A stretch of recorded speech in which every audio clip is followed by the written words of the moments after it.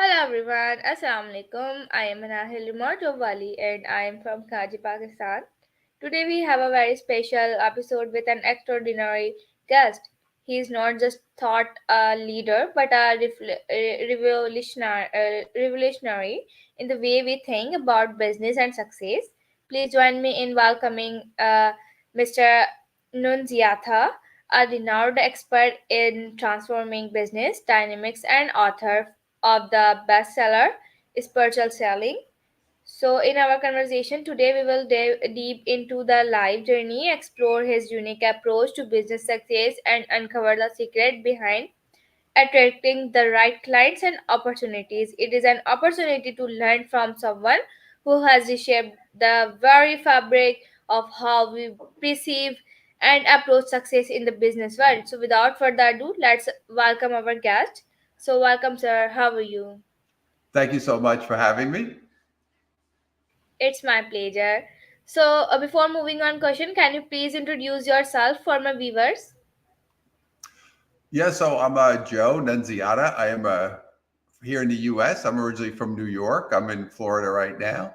So I've been working in business for a long time. I worked mostly in sales and marketing, and then got into energy work and spiritual work, and ended up combining those two things together and creating uh, trainings and programs and books that are focused around using energy work in your business and your career. So that's really what I focus on. I also do uh, energy work directly with people, help them do healing as well. But so I do both.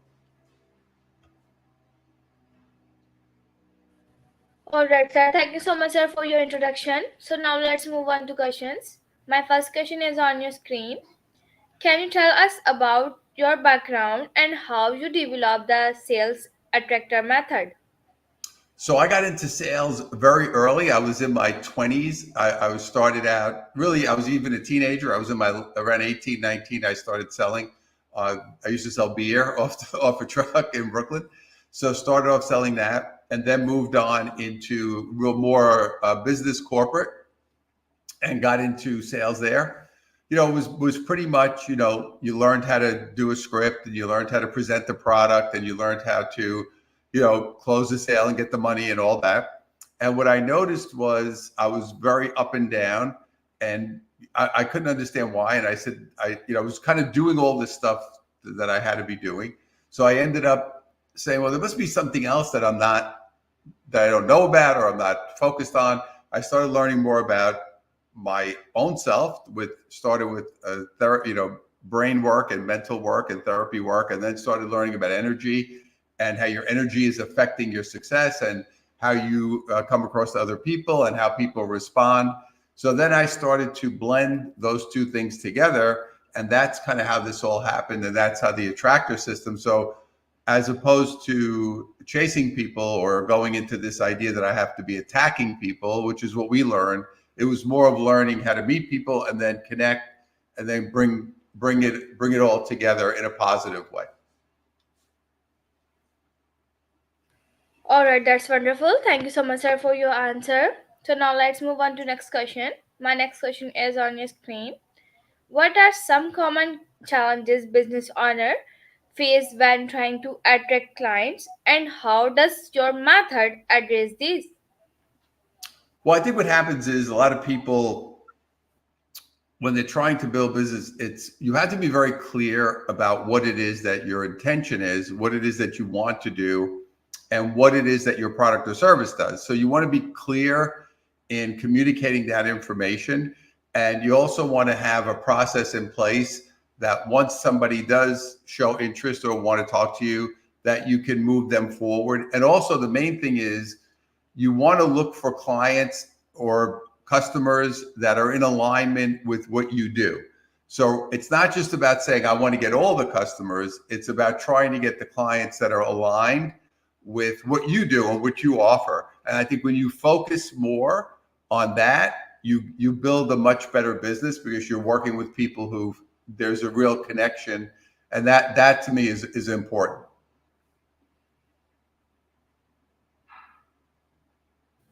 Alright, sir, great. Thank you so much, sir, for your answer. So now let's move on to next question. My next question is on your screen. You talk about letting go of old belief and paradigm. How can you give an example of such a belief that holds back business owners? Well, I think we all have beliefs based on growing up and based on how we, all the things that we did as children. And then as we grew up, we have certain beliefs about money, about success, about work, depending on how it was all presented to you. So it's very important to understand that what are your beliefs? What are the things that you're feeling and holding on to? And that's affecting your business or your life in general. And most people, they look at it very much like, oh, I made a mistake, or I have to do different marketing, or I have to, sell differently, which doesn't mean you can't do that. That's part of adjusting. But you have to really understand your beliefs about what you feel about this and what you believe is so critically important. And most people don't ever go there. They just kind of put their head down and go forward. And that's how they want to work. So what I tell people, I try to explain to them, try to think about, like, what do you believe? What do you think is going to happen? What do you expect? What fears do you have? You want to uncover fears that you may have about being successful or running your business or having more money. So there's a lot of unconscious fears and beliefs that people are holding on to that they don't realize. And those things stop them from being more successful. Thank you so much, sir, for this wonderful answer. So now let's move on to next question. My next question is on your screen. Can you share your success story of a business owner who transformed their approach using your principles? Yeah, so I just had somebody I work with who was in the mortgage industry, which is, getting money to get a home. And he'd been in the industry for a long time, and he was, he was okay. He was doing okay. And I started working with him. And as we started to talk more, he'd been in the industry for over 30 years. He was a real expert. And as we started talking, I was feeling like he didn't have confidence. And I said, how do you feel about your expertise? How do you feel about, you've been doing this for so long? And I could see he didn't want to acknowledge himself, I guess would be a good way to say it.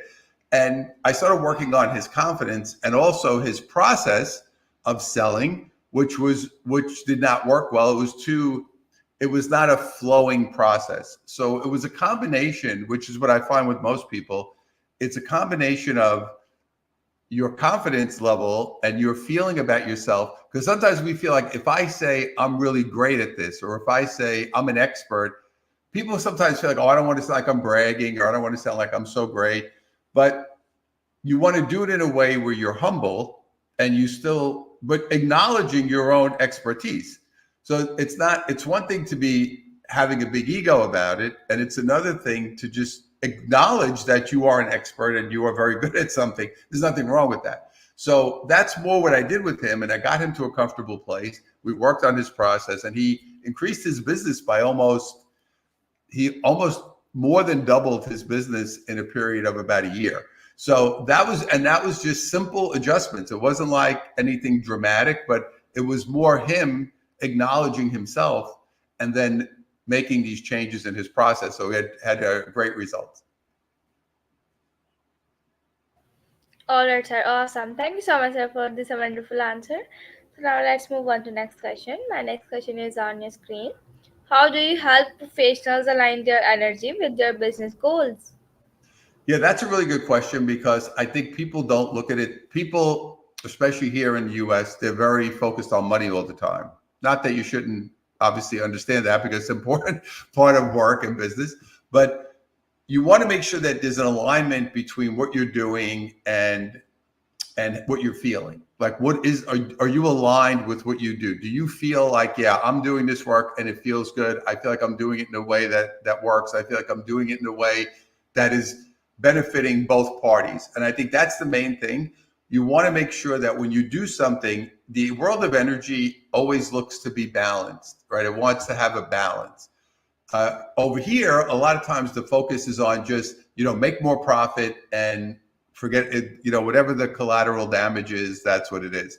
So that's really a bad approach from a spiritual perspective and from an energy perspective. So we want to make sure that, hey, I'm doing this work.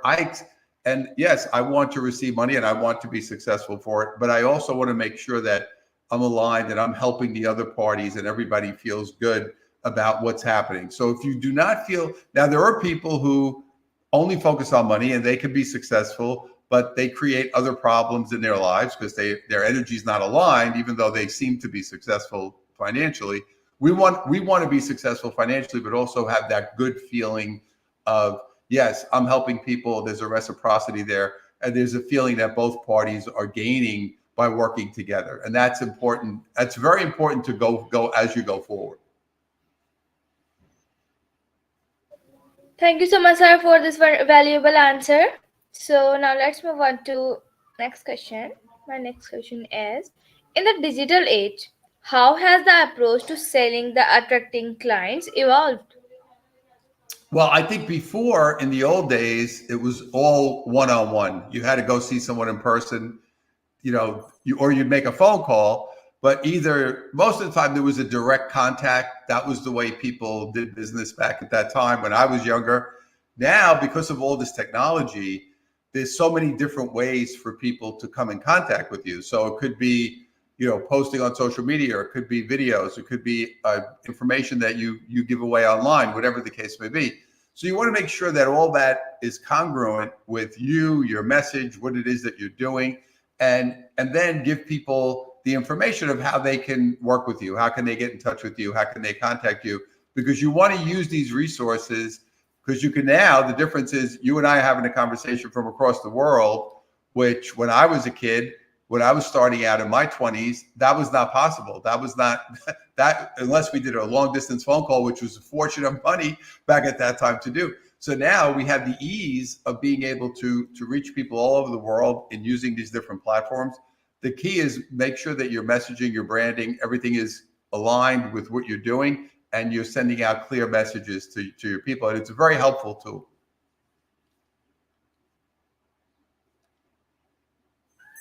Okay, sir. Thank you so much, sir, for your information, for giving us information. So now let's move on to next question. What are the key factors in attracting the perfect clients according to your experience? Yeah, this is a very good question. I think the perfect client is an interesting term because it's the perfect client for you. It may not be the perfect client for me. So you're trying to get the perfect client for you.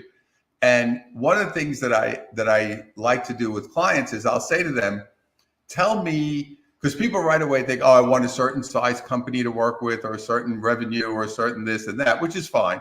But I always say to them, make a list of the type of person you want to work with. What qualities does that person have? And people say, well, what do I care? I'm worried about if they have enough money. I'm worried about if they're a certain business. I said, I understand that. That's fine. But just write down one day, say, this is the kind of person I want to be doing business with. This is the kind of person that I want to attract.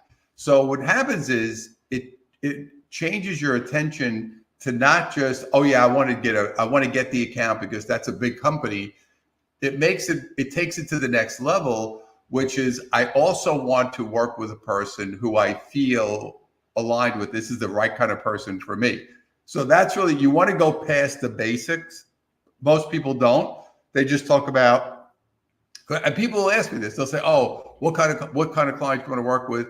What kind of company? How big is the company? Blah blah blah." That's fine, but go to the next level, I would say, and then say, "I also want to work with people who have certain ethics or have certain ways of working, or are looking to expand, or looking to help their employees." So looking for people who are in the same feeling as you is very important. That's going to help you attract perfect clients for you.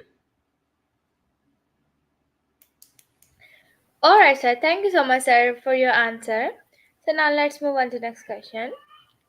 How do personal growth and business success interconnect in your philosophy? Well, I think, if you don't want to have one without the other. So I know a lot of people who were very successful financially, but their personal lives suffered because either they worked a lot and didn't spend any time with family, or didn't spend any time doing other things, or also, they just fractured relationships because they looked at it as it's all about winning and they didn't care about anything else. And when you go down and when you focus on that and you just focus on winning and you just focus on, I have to be number one. I mean, that's fine if that's what you want to do. And again, as long as you understand what is going on as a result of that. Are people getting hurt? Are you taking advantage of others? I have certain people who've said to me, I remember years ago, oh, I want to put my competition out of business. That should never be your intent. So the idea is to say, yeah, I want to grow and I want to help and I want to be a part of a solution, as you said earlier, with what you're doing with school. So this is part of the big picture that you want to balance both sides, and that's going to make you feel much better as you go forward. All right, sir. Thank you so much, sir, for your answer. So now let's move on to the next question. What advice would you give to startup or individuals just beginning their entrepreneurial journey? Yeah, that's a great question as far as starting up. So the idea is you have to understand what you're getting into. And what I mean by that is when you decide to be an entrepreneur or when you decide to do something on your own, I think people it's funny. I had my first book was called No More 9 to 5. I used to help people start a business from home while they were still working. And one of the things I always talked about, and I taught classes at college in this course as well. And I would always tell them, you start off with a lot of excitement, right? You say, I have this idea, this is what I want to do, and I feel like this is really going to be great. And that's great. But then the reality hits you when you see that it's not easy to do. And what I mean by that is, even if you love it, even if it's what you want to do, it takes work and it takes commitment and it takes being willing to fail and being willing to understand that failure is part of the process. Most businesses, most people who are self-made will tell you, hey, I failed, I don't know how many times before I got there. And you have to go into it, not that you're looking to fail, but you go into it and say, I understand that this is a journey and this is going to have ups and downs. And I have to be ready to say, it's not just all going to be easy. It's not just all going to be great. It's going to take a lot of work and commitment and also a willingness to adjust and make changes and overcome obstacles. And you want to start with that mentality, because then you're prepared for what's coming. And when I see most people, they come out and they say, oh yeah, no, this is going to work. This is great. I have a great idea. And then all of a sudden, a few things happen. It doesn't work out. There's some problems arise and they can't handle it because they're just like, oh, I wasn't prepared for this. So prepare yourself. You always want to, again, you're focusing on your goal and what you want to do. But in anything you're starting from the beginning, you're going to have some challenges. So be ready to accept that going into it. That's going to be a great help. Yes, sir, you are right. So, Muhammad Mustafa, yes, this interview is live. You can add your question on comment. So now, thank you so much, sir, for your answer. Now let's move on to next question. My next question is: many entrepreneurs and professionals struggle with self-doubt, and what advice do you have for overcoming their barriers? That's a terrific question. So every person, no matter how successful they are, has told me, myself included, there are times when you do doubt yourself. It does happen. So most people would say, don't doubt yourself, or don't be afraid, or don't be this. What I tell people is the opposite. I say, if in that moment you feel fear, or in that moment you feel doubt, it's okay. Allow yourself to say, you know what, right now, I always start with right now, because you won't always feel like that. But say right now, wow, I feel a little nervous about this, or I have a little doubt about it. I need to accept it, because that's the way you let it go. If you try to resist it, it's like I teach people, a lot of people over the years, I've taught them how to do speaking. And speaking is the number one fear of people in front of an audience, believe it or not. It's actually ahead of death. Speaking is the number one thing that people fear. So the idea is to say, people would say, wow, I'm really nervous before I go up there. Should I not be nervous? I said, it's okay to accept that you feel nervous before you go up there. So when you accept your feeling, you release the tension. You release the energy. So if you feel, wow, right now I have a little doubt about this or I'm a little nervous, it's okay. It's part of the process. Never resist what you feel. That's going to be the easiest way to go forward. Thank you so much, sir, for your answer. My next question is: networking plays a vital role in business. How can professionals effectively network and building lasting connections? So networking is an interesting topic because a lot of people I know are big networkers, but they don't get any business out of it. So the idea, people just think, oh, go out, network, and meet everybody, and go to these groups and whatever. I mean, it's fine, but what you have to do is look at it and say, hey, I always say to people when they're doing this, I say, is it helping your business? If you're just doing it to socialize and that is all you're looking to get out of it and you don't care, that's different. But if you're looking to build your business, you have to get in groups that are going to be effective for you. So is it the right networking group? There's a lot of different groups out there. There's a lot of different, organizations. You want to make sure you get in with groups of people that are going to be the right network for you. So don't just look at it as, oh, I want to meet everybody and network. Be selective with where you place your time because, as you said earlier, right, time is a valuable asset.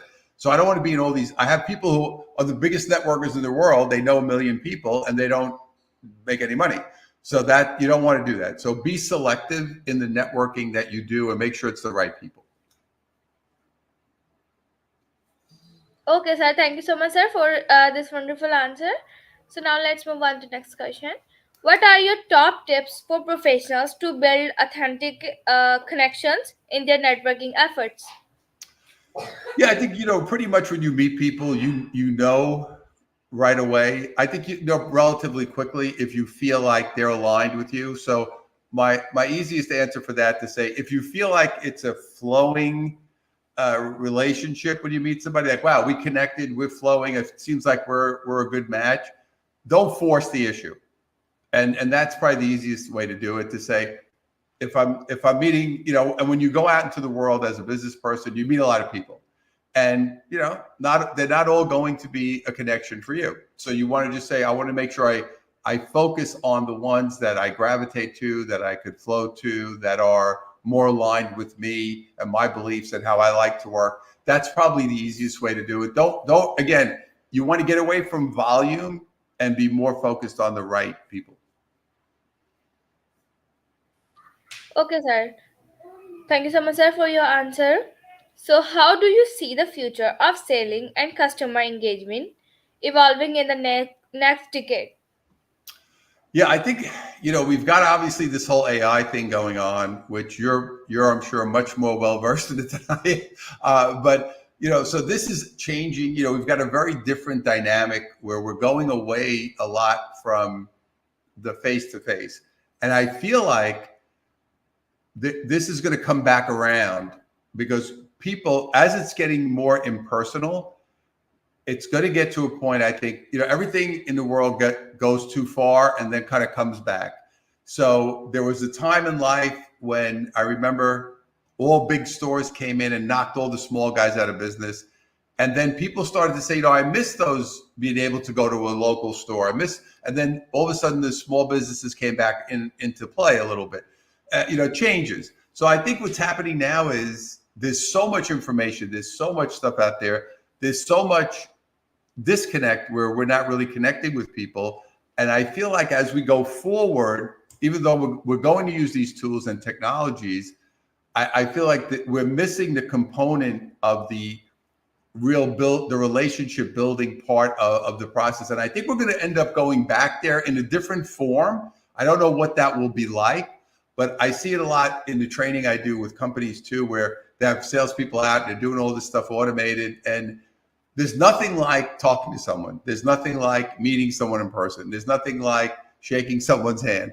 So as much as we're going to go into this digital technology, and I know a lot of people like to do things that way, I still think we're going to end up coming back to some in between where there will be more personal touch as we go forward. And I think it'll just be a different form, but I still believe that is a critical piece because we still like interaction with each other.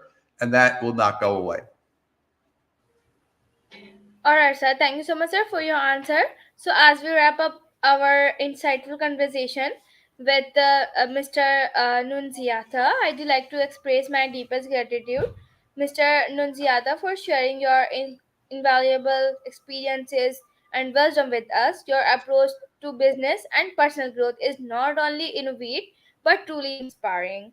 To our audience, we hope today's discussion has enlightened you as much as it has me. Remember, the journey to success is not just about hard work, but also about aligning your energy and attracting the right opportunities. So, once again, thank you so much, sir, for joining us today. It has been an absolute pleasure. And to our audience who tuned, and thank you for with us. So, I am Manahil Forest Valley, reminding you to stay curious and keep chasing your dream. Thank you so much, sir. Bye. Thank Have a you. wonderful day ahead. Bye. Thank you for having me.